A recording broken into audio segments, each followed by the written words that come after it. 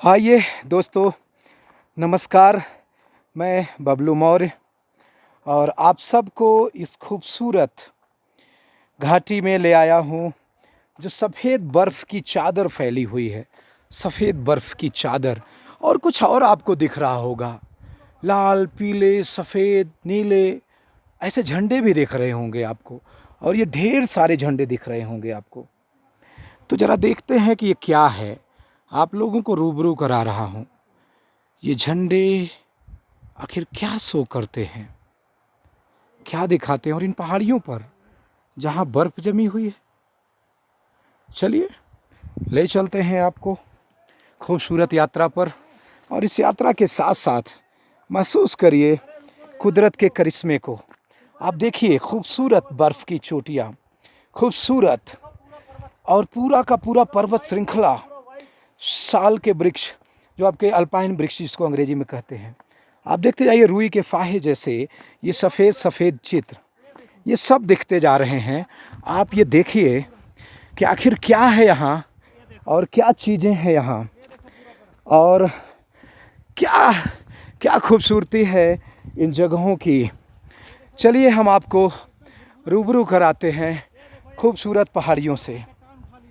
ये पहाड़ी, ये खूबसूरत चट्टान आखिर किसकी गाथा गाने वाले हैं और किसका संदेशा पहुंचाने वाले हैं आप लोगों के बीच में। तो चलिए हम आपको रूबरू कराते हैं। ये जो प्रकृतियाँ आप देख रहे हैं ना, पत्थर के ऊपर पत्थर, पत्थर के ऊपर पत्थर रखने की प्रचलन ये होता है स्तूपों के निर्माण में। इसकी जो प्रकृति होती है वो बुद्धिज्म में है। और आप देखते हैं हेलीपैड भी बना हुआ है, ये है मुक्तिनाथ। तो आपको हम ले आए हैं नेपाल के मुस्तांग ज़िले के धौलागिरी पहाड़ियों की घाटियों में। और आप देखिए मेरे सूरज मेरे सामने है, कैमरे के सामने है, सो उधर की ऊंचाई मैं नहीं दिखा पा रहा हूँ, वो बहुत अच्छा कैमरे में नहीं आएगा। लेकिन अगर आप देखना चाहते हैं तो इस खूबसूरत नज़ारे को देखिए। और कौन बैठा है इन पहाड़ों पर, चलिए हम रहस्य से पर्दा हटाते हैं। एक चीज़ और देखिए, आप देखिए कि ढेर सारे झंडे दिखाई पड़ रहे हैं, दिख रहे हैं ढेर सारे पंसील के झंडे। और कोई और दिख रहा है आपको, एक बड़ी सी विशाल मूर्ति दिख रही है। ये विशाल मूर्ति है जिसको तो पूरा विश्व पहचानता है। हमारे भारत में लोग कम जानना समझना चाहते हैं, लेकिन फिर भी ना जाने, हमारे देश में उपेक्षा हो सकती है, लेकिन विदेशों में तो इनको स्वीकार करना ही पड़ेगा, क्योंकि आपकी शिक्षाएं, महामानव की शिक्षाएं, तथागत गौतम बुद्ध के धम्म की शिक्षाएं वो पूरे विश्व को आलोकित करते हैं। और मैं भूटान गया, नेपाल में आपका काठमांडू गया, स्वयंभू का मंदिर। नेपाल में और जो पहाड़ी इलाके हैं अगल बगल के, वहाँ जाएंगे तो आपको तथागत गौतम बुद्ध मिलेंगे। आप पोखरा में जाएंगे तो सबसे ऊंचाई पर केवल तथागत गौतम बुद्ध मिलेंगे। मैंने उनका भी वीडियो बनाया, मैं सब सोशल मीडिया पे अपडेट करूँगा। अभी मेरे पास वक्त की कमी है, लेकिन आप ये सोचिए कि ये सारी चीज़ें, पोखरा के आगे भी आप जाएंगे तो हर जगह बुद्ध ही बुद्ध हैं। आप बताइए, नेपाल के हर हिस्से में जब तथागत गौतम बुद्ध हैं, तो फिर आखिर ये कैसे संभव है कि नेपाल एक हिंदू राष्ट्र रहा है? केवल राजा हो जाने से वो हिंदू राष्ट्र हो गया? उनके लोगों में ये ऐसी जगह है जहाँ जनजातियाँ रहती हैं, और जनजातियाँ इवन मंगोल प्रजाति उनकी कही जाती है, मंगोलियंस हैं। उनका चेहरा थोड़ा सा चौड़ा होता है, गाल लाल होता है, पीलापन ज़्यादा होता है, लेकिन फिर भी लालिमा होती है। आप समझिए ये जो खूबसूरती है, ये जो सारी चीज़ें हैं। मैं अभी एक मार्फी गांव में गया था, मार्फी गांव में भी मोनेस्ट्री मिली। अभी मैं कागबेनी गया था, मोनेस्ट्री मिली, पूरा का पूरा बुद्धिज्म, हर घरों पर पंचशील के ध्वज, पंचशील के झंडे लहरा रहे हैं। और यहाँ भी मैं आ रहा हूँ मुक्तिनाथ। मुक्तिनाथ किसको कहा गया? इन्हीं को। इनके बहुत सारे नाम हैं, लेकिन भगवान तथागत गौतम बुद्ध को हमारे इंडिया में स्थान नहीं दिया जाता, जहाँ उनका सब कुछ हुआ है, सब कुछ, और पूरा विश्व आलोकित होता है उनके धम्म के दर्शन से। लेकिन उस तथागत गौतम बुद्ध के धम्म को और उनके संदेश को, उनको जो सम्मान मिलना चाहिए, जो अहमियत मिलनी चाहिए, जो जन जन में व्याप्त होना चाहिए, वो नहीं होती है। तो पूरा विश्व मानता है। और आप देखिए धौलाधीर की शिखाएं, ये पूरा का पूरा बर्फीला इलाका है मित्रों, पूरा का पूरा बर्फीला इलाका। और 1 हफ्ते 10 दिन के बाद आपको यहाँ पर आने का मौका बहुत ही शायद ही मिल पाए, क्योंकि अधिकांश जो बर्फ़ के है, आप देखिए नीचे जो घाटियाँ ये सब बर्फ़ से ढकी हुई हैं, सब पर बर्फ़ है, बर्फ़ ही बर्फ़ है। और दूर दूर की जो चोटियाँ हैं उनकी बात ही छोड़ दीजिए आप।